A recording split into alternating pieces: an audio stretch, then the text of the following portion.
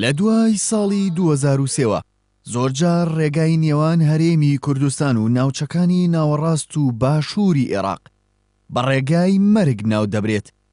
لە نوێترین حاڵەتدا پێنجی ئەم مانگە هاوڵاتیەکی شاری سلێمانی کە شۆفێری ئۆتۆمبیلێکی بارهەڵگر بووە بە مەبەستی کارکردن ڕووی لە شارەکانی خواروی عێراق کردووە و کەسوکارەکەی دەڵێن لە کاتی گەڕانەوەیدا لەلایەن چەند کەسێکەوە فڕێنراوە، پاشان لە بەرامبەر ئازادکردنیدا داوای $200,000 کردووە، دواتر لە سەر $40,000 ڕێکەوتون، بەڵام بە وتەی خۆیان سەرڕای وەرگرتنی پارەکە لەلایەن چەکدارەکانەوە شۆفێری بارهەڵگرەکە بە کوژراوی ڕاددەستیان کراوەتەوە.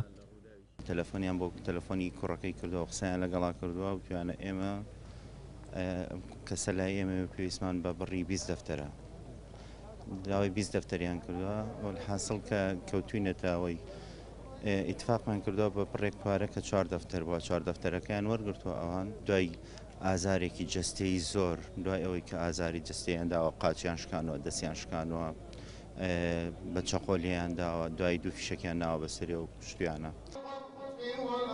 شۆفێرەکە ناوی یاسین حەمە ئەمینە و خێزاندارە و 4 منداڵی هەیە.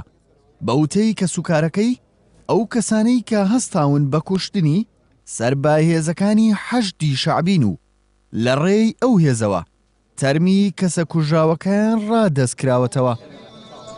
وەکو جیهێد وەکو لایانی بەرپرس وەکو حکومی هیچ کەسێ ناتوە نەخێرێمەوە چەند ڕۆژە بە میشەوە گیرۆدەمان گیرمان خواردووە، مەسەن کە سوکاری لە خەم و خەفەتێکی یەکجار زۆرایەوە، هیچ جیهەتێ نەهاتوو بەدەممانەوە. ئێمە گومانمان لە حەشدی شەعبیە، بەڵێ بەپێی سەرچاوەکان ئەو کەسانی کە لێوێ نزیک بوونە تەنها هەر شتەکان لەوان و بەدەرەکەی.